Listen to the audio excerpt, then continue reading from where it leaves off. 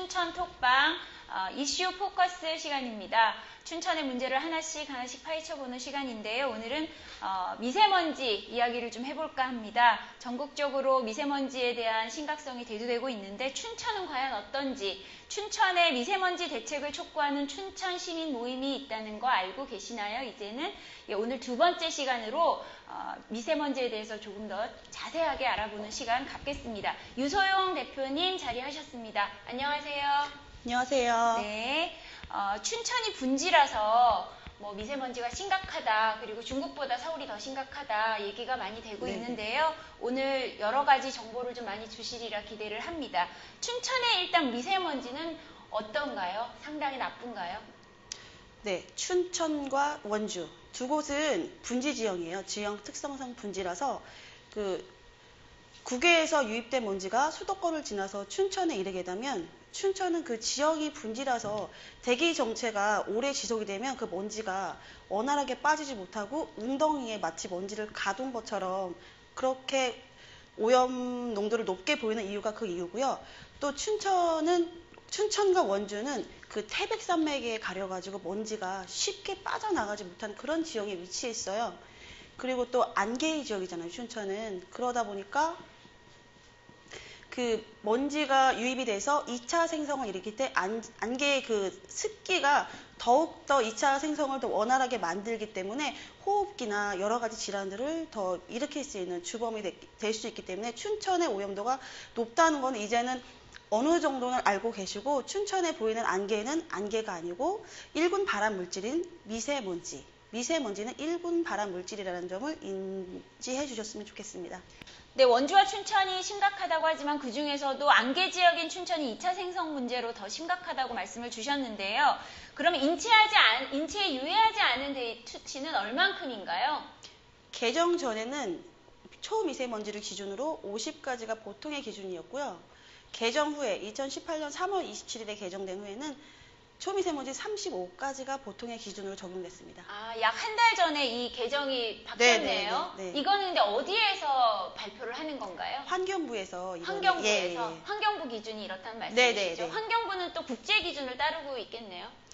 환경부는 우리가 개정되기 전 기준은 국제 기준에서 많이 좀 수치가 높은 기준을 저에게 적용을 했었고, 국민들의 목소리가 전해져가지고 올해부터 그렇게 수치가 좀 강화가 된 겁니다. 국제 기준보다 좀 완화됐었는데 2018년 그렇죠. 3월 27일 이후로 조금 더 강화된 35를 기준으로 한다는 거죠.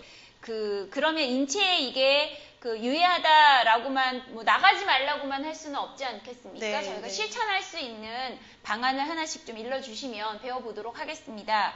우선 저희가 생활에서 가장 밀접하게 실천할 수 있는 것 뭐가 있을까요, 먼저? 첫 번째로 좀 전에 말씀드린 그런 수치에는 외출을 자제하는 게 가장 중요하고요. 부득이하게 외출을 할 경우에는 마스크 착용을 꼭 하셔야 됩니다. 네, 마스크를 구매하실 때는 꼭 KF80, 90, 99 이렇게 숫자가 표기된 제품을 구매를 해야 되고요. 겉표장지에 그렇게 표기가 되어 있습니다. 그리고 이 숫자의 의미는 80은 80% 투과, 94는 94% 투과, 99는 99% 투과 이런 내용을 포함한 거기 때문에 그렇게 이해하시면 되고요. 특히나 어린아이들이나 임산부 같은 경우는 호흡하기가, 아이들은 좀 많이 뛰잖아요. 마스크를 쓴 채 뛰는 건 정말 위험한 행동이거든요. 호흡 곤란이 오거나 오히려 더 위험한 상황을 벌일 수 있으니까 아이들이 뛸 때는 오히려 마스크를 쓰지 않는 편이 나아요. 그리고 임산부분들은 조금만 걷다 보면 숨이 차잖아요. 그렇기 때문에 마스크를 착용하고 외출하는데 너무 호흡하기가 곤란하다 하면 그런 부분에서도 마스크를 오프하시고 집안 내에서 있는 게 가장 최선의 대안이라고 생각합니다. 네, 마스크 식약처 인증 마크 KF가 있는 거 고르시면 되겠고요. 80, 94, 99 숫자가 커질수록 투과율이 높은 겁니다. 그리고 약국, 인터넷, 대형마트에서 구매하시면 되겠습니다. 마스크가 먼지를 투과하는 영상을 보여드릴게요. 우리가 꼭 식약처 인증 마스크를 써야 하는 이유는 이러한 영상을 보시면 알 거예요. 일반 면 마스크, 부직포 마스크, 그리고 식약처 인증 마스크가 분진을 어떻게 막아주는지 이 화면을 보시면 아시겠습니다. 그래서 이러한 일반 마스크, 면 마스크는 미세먼지를 차단하는 마스크가 아님을 꼭 기억을 하시고 선별을 해서 착용을 해주셨으면 좋겠습니다.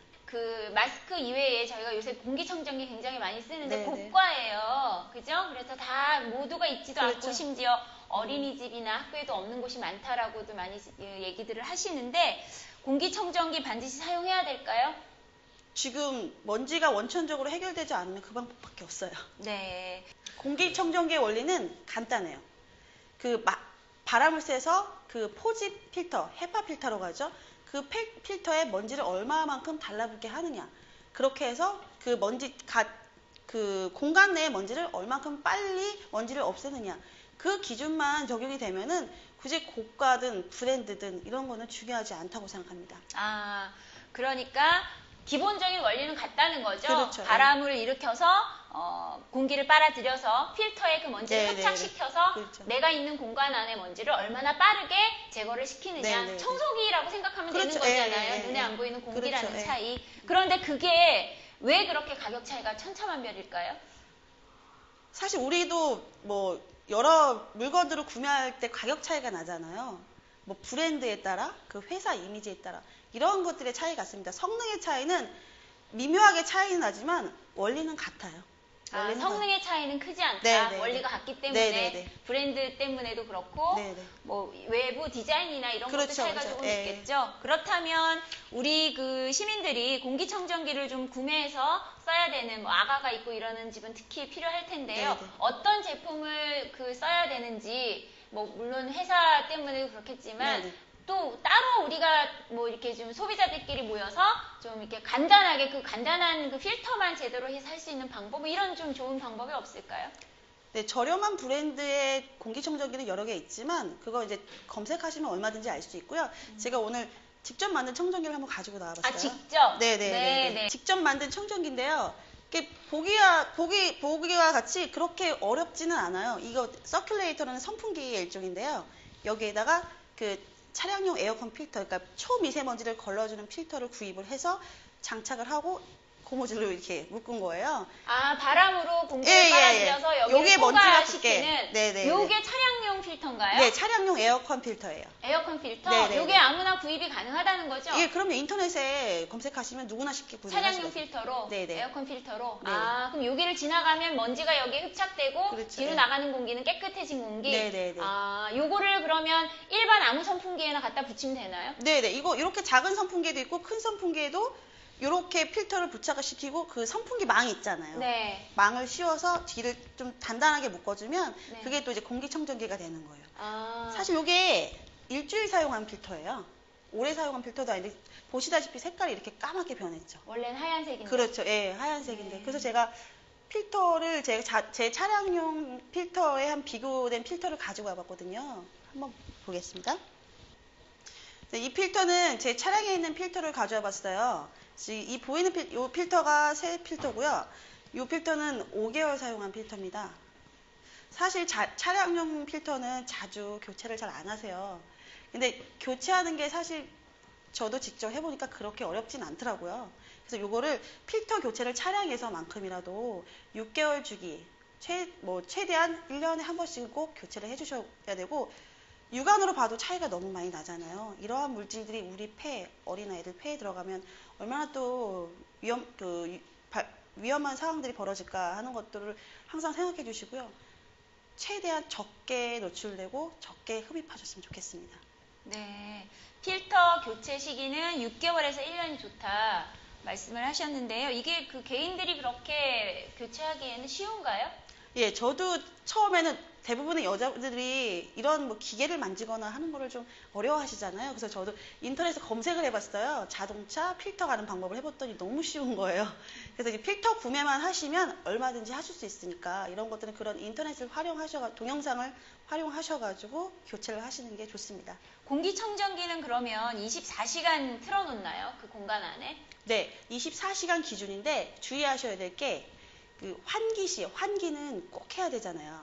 환기 시에 청정기를 틀어놓으면 사실 밖에 공기까지 정화시켜주고 내 공기청정기 필터 수명을 오히려 줄여주는 그런 상황이 벌어지니까 환기 시에는 청정기의 기능을 오프해 주시고요.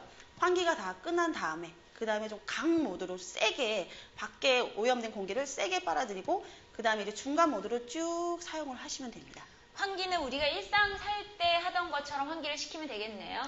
환기의 중요성은 환기는 하루에 3번 하시는 게 가장 좋아요. 차량 이동이 적은 오전 11시, 3시, 4시 이때 30분씩 문을 다 개방하시고 환기를 하시고 이때 주방 후드나 화장실에 욕실의 환풍구를 같이 사용하시면 오히려 효과가 빨라요. 하지만 고농도일 때는 창문 열기가 쉽지가 않잖아요. 이때에도 환기는 꼭 하셔야 되거든요. 환기를 안 할 시에 나타나는 실내 오염도가 엄청 높아요. 요즘 연일 방송에도 보도가 되는데 그 방사능 물질인 라돈은 기체라서 자연 환기를 시키지 않으면 그 물질은 빠져나가질 않아요.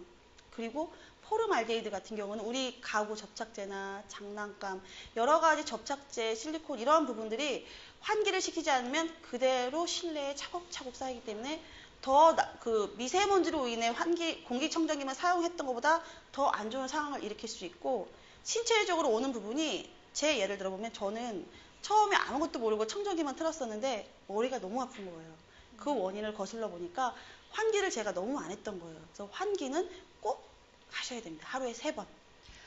미세먼지 농도가 높을 때 외출을 삼가해라 하면 집안의 문을 꼭꼭 걸어 잠그고 있으면 괜찮은 줄 알았더니 네. 환기를 반드시 해야 된다. 하루에 3번, 오전 11시, 3시, 그리고 마지막은 4시. 이렇게 3번 정도 30분 정도씩 환기를 시켜준 이후에 청정기를 틀어라. 다음에 청정기를 틀 때는 반드시 중간 정도에서 24시간 트는 것을 기준으로 한다 말씀이신 거죠? 네. 그리고 환기 시에는 화장실의 환풍구나 레인지 후드 이런 것들을 동시에 틀어주면 효과가 좋다라는 말씀이시고 미세먼지 농도가 아주 뿌옇게 높을 때조차도 환기는 해야 된다라는 말씀이신 거죠? 요거는 우리 시민들이 잘 모르던 부분 같습니다. 문이 뿌옇고 이러면 무조건 저도 닫고 살았거든요. 네. 처음엔 그래서 닫고 나면 강모드로 약간 운행을 시켰다가 나중에 이제 보통 모드로 옮기라는 말씀이시죠? 예. 중요한 정보 같습니다. 네, 앞서서 공기청정기나 마스크 사용법에 대해서 자세히 알려주셨는데 원인을 제거하는 것이 무엇보다 우선이지 않을까 싶습니다. 춘천의 미세먼지를 유발시키는 가장 고질적인 문제를 뭐라고 진단하시나요? 고질적인 문제는 시민들이 먼지에 갖는 그런 인식 제고. 이 미세먼지는 그냥 흙먼지나 일반 먼지가 아니고 WHO가 정한 1군 발암 물질이라는 점을 꼭 인식하시고 생활 속에서 시민들의 관심이 나타나지 않으면 정책 또한 나오지 않아요. 시민들이 지속적으로 미세먼지는 1군 발암 물질입니다. 저희 힘듭니다. 이런 거 좀 개선해 주세요 하고 목소리를 내다 보면 그러한 부분들에 대한 각 부서마다 대책이 적극적으로 실현될 거라고 저는 꼭 믿고 있습니다. 그리고 춘천의 동산면 일대에 열병화 발전소가 있어요. LNG를 기반한 발전소지만 그 LNG는 친환경 에너지 그런 에너지라고 다들 이해는 하시는데 그 연구 데이터에도 봐도 나오는 연기에서 발암 물질이 검출된 사례들이 많습니다. 이러한 것도 원인으로 한 가지로 보셔야 되고요. 또 추가 건설 예정인 SRF 열병화 발전소가 지금 춘천시에 추가 건설 예정이에요. 일반 시민들이 이러한 부분을 대부분 모르고 계세요. 그러니까 저는 제가 알고자 해서 알아낸 부분이겠지만 이렇게 일반 시민들은 잘 모르시기 때문에 그 SRF는 폐비닐이나 폐타이어 이런 플라스틱 이런 것들을 압축을 해서 펠릿 형태로 만들어서 그것을 태워 열을 발생해서 에너지원으로 사용하는 그런 원리로 발전소가 이렇게 운영이 되고 있는데요. 그러한 물질들이 정화장치 없고 정화장치가 제대로 관리되지 않은 상황에서 오염물질이 배출되면 분지 지형인 춘천은 특히나 지금보다 더 고농도의 날들을 보일 거라고 저는 꼭 그렇게 생각을 하고 있고요. 그리고 춘천은 도농 복합도시이잖아요. 주변만 봐도 뒤돌아봐도 농사 짓는 곳들이 많은데 거기서 쓰레기를 농업 부산물과 같이 태우는 경우가 좀 많아요. 그런데 그러한 거는 여태 그분들은 쭉 그렇게 해왔기 때문에 그렇게 그게 위험하다고 생각을 안 하시는데 그러한 일들이 한두 명에서 그치는 게 아니라 여러 명이 계속 지속적으로 한다면 발전소와 거의 맞먹는 그런 오염도를 나타낼 수 있기 때문에 그 관계 부서의 담당자분들도 계속적으로 단속을 하시고 지도도 하시고 나부터라도 시민들도 그런 쓰레기 처리에 대한 부분은 항상 경각심을 가지고 생활 속에서 자원을 좀 아끼고 이런 일회용 줄이기 일회용품 안 쓰고 가까운 거리 걷기 이런 거 사실 되게 쉽고 너무나 많이 알려진 일이잖아요. 그렇지만 이런 거 나 하나가 처음부터 시작한다는 거 쉽지만 어려운 일일 수도 있지만 하나부터 실천하는 것부터도 시작이라고 생각합니다. 네. 춘천에 열병합 발전소가 있는 거는 아시지만 그것이 어떻게 운영되고 관리되는지까지는 모르시잖아요. 저도 아마 예전에 그 춘천의 혈동리 쓰레기 처리장에 한번 견학을 간 적이 있습니다. 견학 시스템을 통해서 쓰레기 처리장이 어떻게 관리되고 있다라는 걸 보여주셨는데 열병합 발전소 관리는 어떻게 되고 있는지 우리 시민들이 요청을 해서 견학 시스템도 만들고 잘 되는지 시민들이 관리해라라는 지적을 해주셨고요. 불법 소각도 굉장히 심각한 문제네요. 그죠? 여기 또 춘천은 농민들도 많이 있다 보니 쉽게 간단한 생각으로 밭에서 막 태우시는데 그게 얼만큼 환경에 유해한지도 좀 알려내는 인식의 제고가 필요하겠다는 생각입니다. 네, 오늘 미세먼지 대응 방안 두 번째 시간으로 마련되었고요. 유소영 대표님 모시고 공기청정기 사용법과 환기의 중요성, 그리고 마스크 고르는 법, 사용하는 법에 대해서 배워봤습니다. 일상생활에서 여러분들 건강과 직접 관련된 거니까 여러 번 강조하셨어요. 초미세먼지는 1군 발암물질이다. 이렇게 제정된 게 불과 몇 년 안 되지만 여러분들 건강과 직결된 문제이니까 유념해 두셨다가 실천하실 수 있었으면 좋겠습니다. 예, 오늘 자세한 얘기 감사드리고요. 인체에 유해한 구체적인 내용도 좀 다음번에는 시민들에게 좀 알려주시면 좀 더 경각심을 가질 수 있지 않을까 싶습니다. 예, 오늘 감사합니다. 감사합니다.